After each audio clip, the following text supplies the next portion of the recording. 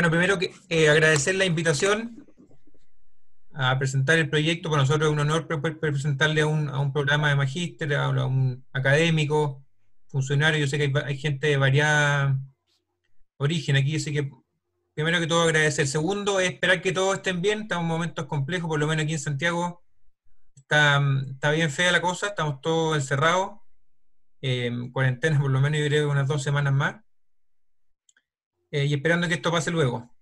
Yo creo que vamos a salir airiosos dentro de lo que se puede. Bueno, lo que quiero hacer yo es presentar un poco el contexto del proyecto, por qué nació, por qué creemos que es necesario, por qué creemos que es posible, y después compartir con ustedes un poco la parte técnica, en el fondo, cuál es el proyecto propiamente tal, compararlo también un poco con las alternativas como desalación, como tratamiento de agua, etcétera. Y después esperar las preguntas de ustedes, esperando poder responder ojalá todas. Yo sé que a lo mejor no, algunas van a estar fuera de mi alcance, pero voy a hacer empeño para poder responderlas todas. Bueno, evolución, desarrollo y oportunidades de Chile como potencia agroalimentaria. Nosotros creemos que el proyecto, al menos nuestro proyecto, el de Reguemos Chile, es una potencia para transformar a Chile en potencia alimentaria. Y a diferencia de los otros proyectos, nosotros no queremos ir a regar Arica, por decirlo así, o Antofagasta o Iquique, sino que queremos potenciar la agricultura que hay entre la sexta y la octava región. O sea, en Rancagua, el Maule, Ñuble y Biobío. Esa es la propuesta que Reguemos Chile hoy día presenta, y es la que está presentada por lo demás al Ministerio de Obras Públicas.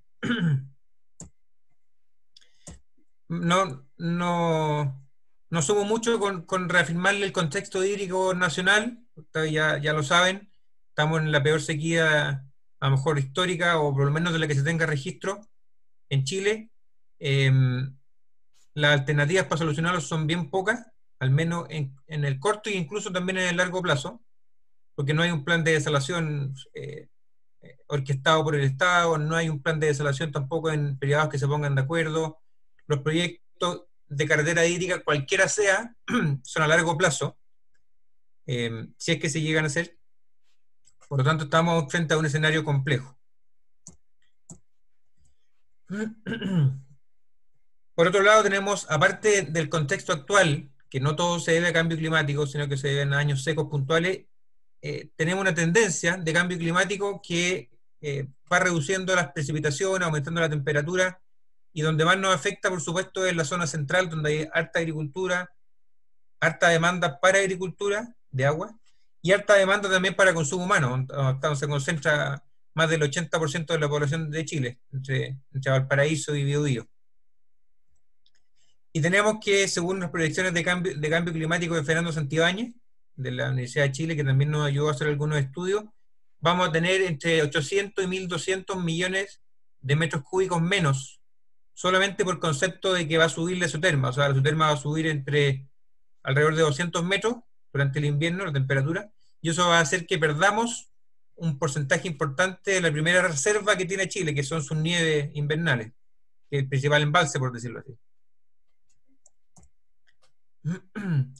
Y como solución al problema, nosotros vemos que hay dos categorías de soluciones. Una son categorías de infraestructura o categorías técnicas, y después una categoría de gestión de lo que existe hoy día.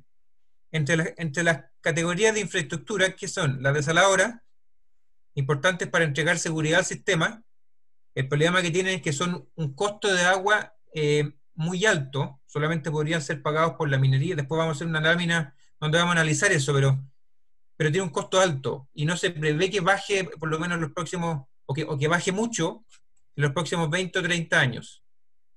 Y tiene también problemas ambientales que hoy día están saliendo a la luz por la salmuera que devuelve al mar, por el contenido de sales que devuelve al mar la desaladora. Están los embalses y carretera hídrica. Nosotros el proyecto de carretera hídrica, lo tenemos así presentado y así lo vemos, es una combinación entre la carretera, que es como un gran conector, y los embalses que existen y que podrían existir tanto a nivel de valle o nuevos embalses de cabecera. O sea, la carretera hídrica sin contar con los embalses que tiene proyectado el MOP o que ya existen, no tiene sentido como proyecto solo.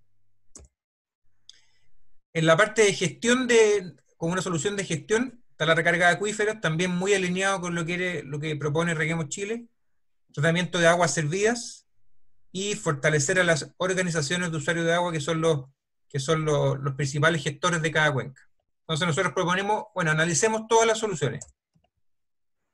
Esto es un estudio que hizo Fundación Chile para ver la factibilidad de tratar el agua que hoy día va al mar, de emisarios submarinos que van al mar en la región de Valparaíso, y ocuparla en agricultura. Entonces hizo un estudio y dijo, bueno, pesquemos esa agua, que son, ahí están los caudales, 0,4, 1,1 y 1,1 metros cúbicos por segundo, y llevémosla a los valles más importantes de la región, Casablanca, Quillota y Petorca. Claro que todos tienen distintas distancias respecto al mar, 87, 43 y 165 kilómetros respectivamente. ¿Y qué llegó? Llegó que entre el tratamiento y la elevación de agua en los valles agrícolas, llegó a un costo entre $1, sería el caso de Quillota, que es lo más cercano al mar, hasta casi $2, que es en Petorca. Entonces el problema de eso es que esto es un costo prácticamente igual o un poco más elevado que la desalación. Y para tener una idea de cuánta agua ocupa la agricultura, son un agricultor más o menos eficiente, en el Maule, en la Cesta, incluso el Biobío puede ser un poco menos, pero el Maule ocupa alrededor de 7.000 cubos por hectárea para sacar su cultivo adelante durante el año, 7.000 metros cúbicos por hectárea, como un volumen. Si uno lo lleva a costo esto, imaginémonos que cuesta $2, $1, imaginémonos que cuesta $1. El agricultor se va a estar gastando $7.000 para poder regar una hectárea. Y muy pocos agricultores, yo les aseguro, incluso los más grandes, los más eficientes, por decirlo así, tienen rentabilidades capaces de pagar ese precio. Por otro lado está la desalación como una posible solución. ¿Cuál es el gran problema de la desalación hoy día? Que 2/3 de su costo operativo es energía. Y eso que toda la parte energética de las plantas de tratamiento de osmosis inversa ya está súper avanzado, o sea, se le ha metido en la tecnología gigante y ya ha bajado mucho. Hoy día los costos de tratamiento de agua salada están entre 0,75 y $1,25 por metro cúbico, como volumen. Imaginémonos de nuevo, $1. $1 a cota cero, sin considerarlo y elevarlo a ningún valle agrícola, que hay que sumarle por lo menos $0,5 o $1 más, dependiendo de la distancia del mar. Por lo tanto, de nuevo, nos enfrentamos, por lo menos para la agricultura, con un problema de costo, yo diría, por lo menos irreversible en los próximos 30 o 40 años. ¿Por qué? Nosotros hicimos un estudio de capacidad de pago que tiene la agricultura, también lo hizo Corfo, con la Universidad de Chile.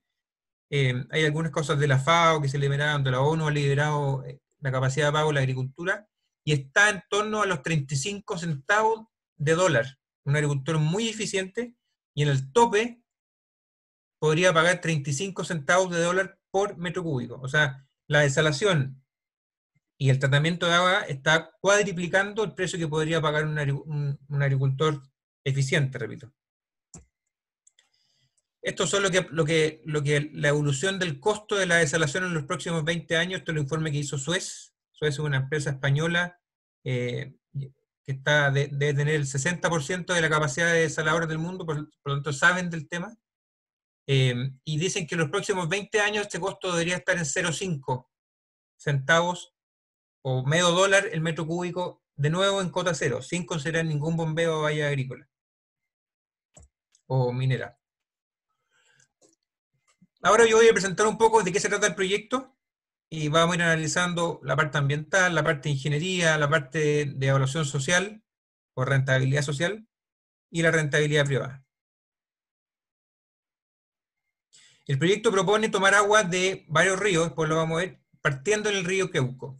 Nosotros inicialmente este proyecto lo teníamos planteado a partir del Biobío. Y si bien el agua estaba, porque son volúmenes relativamente bajos respecto a lo que lleva el Biobío en invierno, estamos limitados por los derechos de agua no consumtivos. ¿Cuáles son los no consumtivos?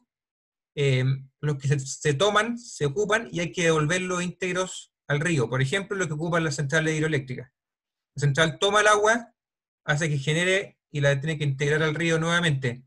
Entonces aquí, tomando el agua, el Biobío, nos veíamos restringidos por las centrales de Angostura principalmente, porque teníamos que dejar pasar esa agua a la central de Angostura. Entonces se propuso mover el trazado partiendo un poquito más al norte y agregar unos ríos que están un poco más al norte. Esta es la toma del río Queuco. Perdón, se me olvidó agregar que el análisis ambiental que lo hizo una empresa de ingeniería, se llama Poch, consideró un análisis de 1000 metros de ancho, o sea, 500 por cada lado del canal, como zona de influencia, como zona de análisis. Yo sé que el proyecto puede influir en puede influir en los acuíferos, puede influir en distintas cosas que a lo mejor no están analizadas acá, pero como análisis, como impacto directo ambiental, se consideró una franja de 1000 metros de ancho. Y eso se analizó. Aparte del río Queuco, hay 8 ríos más: Diguillín, Chillán, Ñublín, Tocato, Ñuble, Pirquilauquén, Longaví, Achihueno y Ancoa. Nosotros proponemos tomar agua entre mayo y septiembre de cada año. Esos son los caudales máximos que se tomarían de cada río, y por supuesto varía dependiendo de cada río, no se toma proporcionalmente igual. El que más aporta, por supuesto, es el Queuco, seguido por el Pirquilauquén. Lo que nosotros hicimos acá, hicimos un análisis físico del agua, un estudio que lo hizo Hidrogestión, y combinado con análisis legal. Y determinó, bueno, dijimos, está en la parte física, está el agua que corriendo por ahí, pero ¿qué pasa con los derechos? ¿Vamos a poder tomar esa agua? ¿Se va a poder disponer de esa agua? ¿De quién es? Y lo que determinó el estudio principalmente es que esa agua es un tercio aproximado, un tercio es del Estado, del Ministerio de Obras Públicas, de la DOH, que lo tiene asignado a distintos proyectos de riego durante el verano. El otro tercio, un poquito más, alrededor del 35%, es de privados, o sea, es decir, es de las acciones de canalistas, es de juntas de vigilancia, y el resto del agua que nosotros proponemos tomar son derechos eventuales que nosotros pediríamos una vez que esto se apruebe como de interés público. No tiene sentido que nosotros pidamos derechos de agua ahora.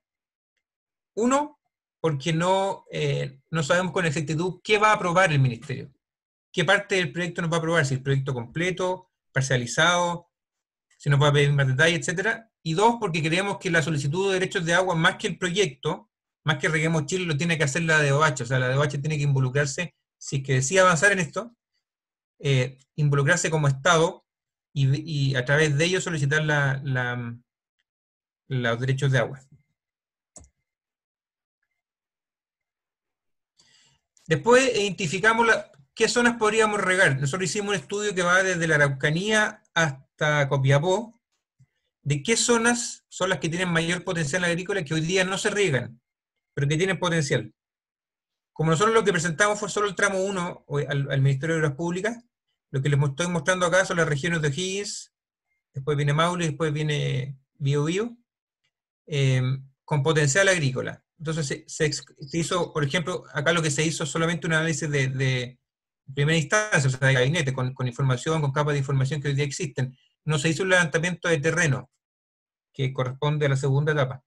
Se incluyen pendientes menores a 10%, praderas de secano, matorrales y zonas agrícolas de secano. Lo que no se excluyó acá y lo que se consideró como zona que no era regable son los bosques nativos, afloramientos rocosos, por supuesto, cuerpos de agua, dunas, zonas pantanosas, zonas pobladas y algunas más, pero esas son las principales.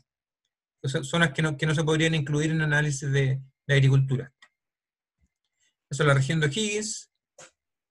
Esta es la región del Maule.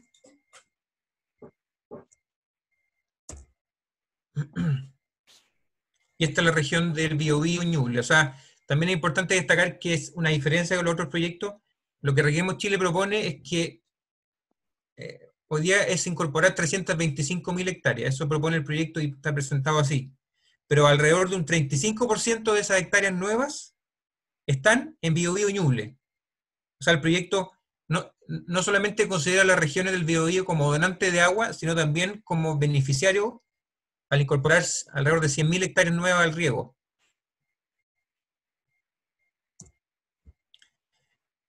presentación del modelo financiero. Esto a lo mejor les puedo contar las preguntas que quieran después, pero a lo mejor puede ser menos de interés suyo por el tipo de magíster que ustedes están. De todas maneras, vamos a hacer una descripción. Se consideró un precio del agua, un costo del agua que el concesionario futuro debería vender para que sea rentable este proyecto de 35 centavos por metro cúbico. Por supuesto que si uno pusiera esto a 0,50 o a $1, como propone Félix, el proyecto que vieron ayer, o 75 centavos que lo tiene Félix, obviamente que se hace mucho más rentable. Pero es irreal, un agricultor nunca va a pagar más de 35 centavos y ya es un precio elevado, ya es un precio que el agricultor chico, el agricultor pequeño, al que no es tan eficiente, que no tiene economías de escala, le va a ser difícil pagar. Por lo tanto, nosotros no quisimos forzar más el modelo y no especulamos con un precio más alto. Nosotros decimos que la curva de adopción de la demanda, o sea, estas 325.000 hectáreas, se incorporan en un periodo total de 20 años. Es imposible pretender que si uno pone a disposición de agua, estas se van a absorber o van a haber inversiones suficientes como para absorberla en 5 o 10 años. Por lo tanto, un horizonte de 20 años es más razonable. Y también se hizo un análisis de que las comunas seleccionadas o las zonas geográficas seleccionadas para regar cuenten con algún tipo de infraestructura de distribución. O sea, nosotros lo que pretendemos, uno es el canal que va por la precordillera, por la cota 500 aproximadamente, y otra es, bueno, ¿cómo vamos a llegar a esas zonas donde pretendemos regar? Y de ahí se contó o se analizaron canales que hoy día existen, y parte de la inversión que se propone es, bueno, mejorar o agrandar los canales que hoy día existen, que son de juntas de vigilancia o de dotaciones de canalistas. La oferta de agua, o sea, la oferta de dónde se va a sacar el agua, se considera un horizonte de 50 años, o sea, el proyecto tiene una vida útil de 100, o a lo mejor de 150, como lo tiene cualquier embalse o infraestructura hídrica de este tamaño, pero el MOP, el Ministerio de Obras Públicas, no permite presentar ninguna concesión más allá de 50. Por lo tanto, evaluarlo a más de 50 sería engañarnos.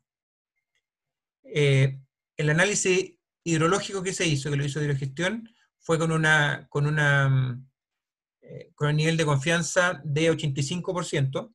Yo sé que ahora a lo mejor si usted van al caudal puntual que hoy día en el Queuco, a lo mejor es menor al que se analizó acá. Y eso es porque estamos con probabilidad de excedencia que nunca antes vistas, muy bajas, que superen incluso el 100%. Nunca se había años tan secos como lo que hemos pasado en el último tiempo. Por lo tanto, probablemente ese análisis hidrológico se va a tener que revisar en una segunda etapa, que sería la posterior a la declaración de interés público. Costos de operación son relativamente bajos, porque a diferencia de los otros proyectos, y es el objetivo de venirse por la precordillera, este proyecto propone no ocupar energía, ocupar muy poca, aprovechando la cota, o sea, aprovechando la gravedad. Y la inversión es un proyecto que se va a construir en 10 años, o sea, para que ustedes tengan una idea, tiene una longitud de 1.000 kilómetros totales hasta Rapel, desde el Queuco hasta Rapel, 1.000 kilómetros, y se proponen construirlo aproximadamente 100 kilómetros por año. Entonces, lo que voy a explicar acá es lo siguiente. Fíjense, inicialmente, o como se analiza cualquier proyecto, acá hay una innovación en cómo la parte financiera. Inicialmente, lo que hace un proyecto es construirse y empezar a operar, ¿cierto? Lo que pasa es que si uno construye y empieza a operar después de 10 años, toda la inversión, todo el flujo que venga en 15 años más, por ejemplo, si yo digo voy a recibir 10 millones de dólares en 15 años más, ese valor hoy día es cero. Si usted lo dan a valor presente es cero, porque las tasas de descuento o los intereses son tan altos que decir yo voy a tener $1 billón en 15 años más como proyecto hoy día es muy poco valioso. Entonces, lo que se propuso acá fue un cambio de decir, bueno, vamos a construir un año, 100 kilómetros, y inmediatamente se empieza a entregar agua, y con esto se empiezan a recibir ingresos también para el futuro concesionario, o para el Estado, para el que decida llevar este proyecto. Y eso hace que el proyecto sea mucho más rentable. Absorción de la demanda, como les dije, en 20 años, una curva progresiva de 20 años. Y el ranking de comunas donde más se riega miren ustedes acá, el 15% prácticamente está en Cauquenes, Yumbel, San Javier, en Maule, San Pedro, en Rancagua, Litueche, Ningüe y La Estrella, son en la sexta. Y el resto, el 52% restante de las comunas beneficiadas o que se van a ir al riego, están en 70 comunas distintas. Pero esto es lo que quiero mostrar acá, es recalcar un poco que el proyecto, a diferencia de los otros, perdón, el proyecto, a diferencia de los otros proyectos, está incorporando el sur también, el Biobío y al Maule al riego, no solamente como zonas donantes de agua. El proyecto es rentable con un BAM positivo y tiene una inversión total en 10 años de 6.200 millones de dólares. Y es rentable con una rentabilidad del 10%. O sea, lo que también le importa mucho al Ministerio de Obras Públicas es que sea un proyecto rentable. O sea, no llevar un proyecto que tenga que subsidiarse 100%. Este es el estudio también que el Ministerio de Obras Públicas lo exige y le pone mucha atención, es qué tan rentable es socialmente, qué tantos beneficios sociales tiene eh, para Chile. Entonces, ¿qué conveniencia tiene al Estado? ¿Por qué le interesaría al Estado meterse en un proyecto así? Este estudio lo hizo la Universidad de Chile, la Facultad de Ingeniería Industrial. Se hizo en base a la evaluación social de proyectos que propone el mismo Ministerio de Obras Públicas, y se hizo la evaluación del tramo 1. Tiene una rentabilidad súper atractiva. Normalmente lo que exige el MOP para poder aprobar un proyecto o empezar a conversar sobre un proyecto es un 6% sin subsidio, y a nosotros nos está dando hoy día un poco más del 11%, por lo tanto es un proyecto interesante socialmente, es rentable socialmente. Finalmente, me equivoqué, pero ahora vamos a pasar al análisis ambiental. Lo que hicimos fue, como les contaba, hacer un análisis ambiental tanto de la franja de 1000 metros que van al lado del canal, pero también un análisis como socioambiental, y decir, bueno, por las comunas que estamos pasando, ¿qué hay? ¿Qué pasa? ¿Qué tipo de comunidad nos vamos a encontrar? ¿A quién vamos a beneficiar? ¿Con qué conflicto vamos a encontrar? Yo de conflicto parece mucho y que a lo mejor hoy día no estamos visualizando. Y bueno, trabajamos con toda la información que hoy día existe, al menos al nivel de gabinete, parques nacionales, reservas nacionales, monumentos, santuarios, monumentos históricos, zonas típicas, áreas de desarrollo indígena, etcétera. Y con eso se hizo, bueno, sabiendo que estas zonas existen, optimicemos el trazado. Hagamos que el trazado pase por tratando de evitar al máximo interferir con esta zona. Esto, por ejemplo, son mapas de áreas protegidas. Ustedes pueden ver acá, son los nevados del Chillán. El trazado originalmente era mucho más agresivo que la zona pasada por acá. Se optimizó en el sentido de no interferir con esta zona. Zonas de interés turístico que están marcados acá, también se trataron de evitar. Y así se hizo con cada una de las capas de información que tenemos. Evidentemente que este trazado, cuando uno lo baje, cuando haga el zoom siguiente que nos va a exigir el Ministerio de Obras Públicas, que es una ingeniería de detalle, ya con ingeniería de terreno, con sondaje, etcétera. Por supuesto que nos vamos a encontrar con cosas que hoy día no estamos viendo. Y en ese sentido también se va a tener que optimizar el trazado, a lo mejor va a cambiar varias veces más, en la medida que vayamos teniendo cada vez mayor información. Estos son los peligros de amenaza volcánica, el volcán Chillán, Copagua, Huantuco, etc. También se incluyeron en la parte de análisis como amenaza volcánica. Y finalmente, nosotros, ¿por qué creemos en el proyecto? ¿Por qué creemos que es una oportunidad para Chile? Aquí también, para ser bien sincero, tenemos alguna diferencia con los otros proyectos, no solamente técnicas, sino también de fondo. La Corporación Reguemos Chile es una corporación sin fines de lucro. Se creó solamente para poder impulsar este proyecto. Se formó un directorio de directores a los cuales no se les paga.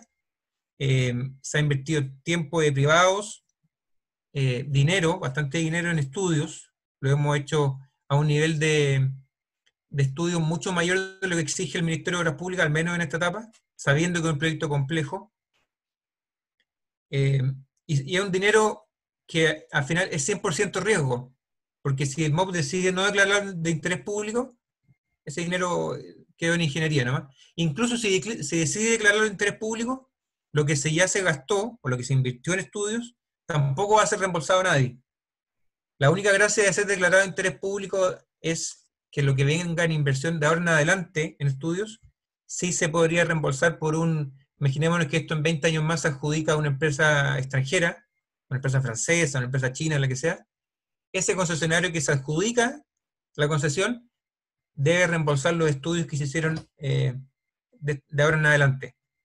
Y por otro lado, también creemos que es una ventaja para el MOP, tanto para universidades, para el Ministerio de Obras Públicas, para el Estado en general, porque es ingeniería que va a ser pública. O sea, todos los estudios que haga Reguemos Chile, o si se decide avanzar con el proyecto de Félix, esa ingeniería que la va a tener que hacer un privado, o el proponente, o Reguemos Chile, o Félix, y que va a quedar pública para el Ministerio en sus diferentes unidades. Por lo tanto, también creemos que es una oportunidad para el Estado de tener información con mucho detalle. ¿Por qué creemos que es importante el proyecto para Chile? Uno, porque hay un auge de la dieta mediterránea. Chile, casi el 90% de los alimentos que Chile exporta, todas las frutas, aceite de oliva, vino, etcétera, corresponden a la dieta mediterránea, y hay un auge porque es una dieta muy saludable. Están tratando de bajarse los índices de obesidad en el mundo, especialmente en Estados Unidos. Por lo tanto, la demanda por los alimentos mediterráneos es bastante alta. Y por otro lado, los países que tienen la capacidad de producir este tipo de alimentos son muy pocos. Está California dentro de Estados Unidos. En el norte está la parte sur de España, algunas partes de Italia, el norte de África, que también tiene un tipo de clima así, con la diferencia que ellos están en contrastación. Están en el hemisferio norte, por lo tanto no compiten con Chile. Y en el sur está Australia. La mayoría de Australia es un país muy seco en su gran parte, solamente en las costas con algún nivel de productividad. Sudáfrica, que tiene mucho menos producción que Chile, y finalmente Chile y Perú. Perú es menos beneficiado que nosotros en cuanto a clima para producir frutas y hortalizas de Mediterránea. Por lo tanto, Chile es, yo diría, el país con mayor posicionamiento para producir en contrastación, para poder abastecer al hemisferio norte. Esto es lo que hablaba un poco. Hoy día los consumidores son 7.000 millones de personas, o ahora en el 2010, y en el 2050, que uno cree que es muy adelante, pero no es tan adelante, porque ya estamos en el 2020, y un proyecto como este se va a demorar probablemente 10 años en empezar a construirse, y en el 2050 vamos a llegar a 10.000 millones de personas. La cifra es alta, pero lo que es mucho más alarmante es ver que nosotros llamamos consumidores, que son la gente que hoy día, por ejemplo, la población en China, que hoy día es rural, que se alimenta principalmente, por ejemplo, de cereales, de arroz, de soya, va a pasar a vivir en las ciudades, y va a pasar de 3.600 a 7.000 millones de personas. Va a duplicarse. Y esa gente que hoy día se alimenta de alimentos más primarios, va a pasar a la ciudad a consumir vinos, a consumir salmones, a consumir cereza, va a demandar justamente alimentos que hoy día Chile produce. Y el 80% de ese crecimiento, o de ese movimiento de campo a ciudad, va a estar en el hemisferio norte, justamente el hemisferio que Chile puede abastecer. Esto es lo que hablaba un poco de la dieta mediterránea. Miren los índices de obesidad entre el 85 y el 2015. Miren cómo aumentó Estados Unidos. Hoy día los puntos rojos, los más oscuros, es aquellos estados donde más del 25% de la población es obesa. Por lo tanto, Estados Unidos está en una campaña fuerte de cambiar su dieta, de volcarse a alimentos saludables, de volcarse a la dieta mediterránea. Hoy día Chile, o el 2000, perdón, Chile exportaba 4.000 millones de dólares en alimentos, en fruta, hortaliza, alimentos, en vino, salmón, etc. Y en el 2018 se llegó a 17.000 millones, más lo forestal, son alrededor de 25.000 millones de dólares en agroexportación. Para que tengan una idea, hoy día el cobre exporta 30.000, un poco más que esta cifra.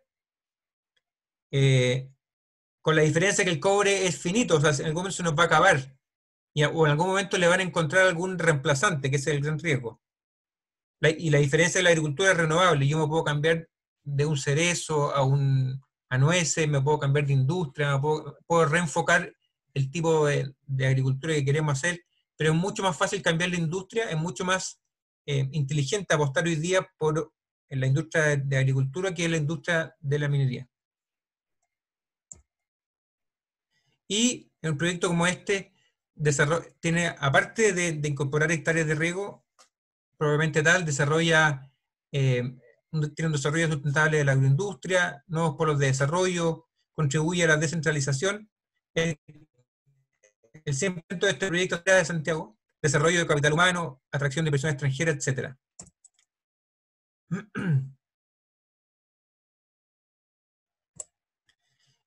Y nosotros creemos que este proyecto cumple con tres conceptos. Uno, democratiza, descentraliza, ya les expliqué por qué, y desarrolla. ¿Por qué democratiza? Democratiza. Es un concepto que a nosotros se nos ocurrió porque, imagínense ustedes un proyecto de 6.000 millones de dólares que sea minero, que ocurre en muchas partes del norte. Es una compañía o dos compañías, va a Antofagasta Minerals o otra de las grandes, invierte 6.000 millones de dólares, siendo una empresa, tienen los campamentos arriba en la minería, que va con vuelos como tienen turno, tienen vuelos que llevan a los mineros a las regiones, o sea, no se desarrolla un centro ahí. Y después que el proyecto se explota en 30, 50 años, el proyecto se acabó, quedó el hoyo y por supuesto que trajo beneficios, pero eso fue el proyecto.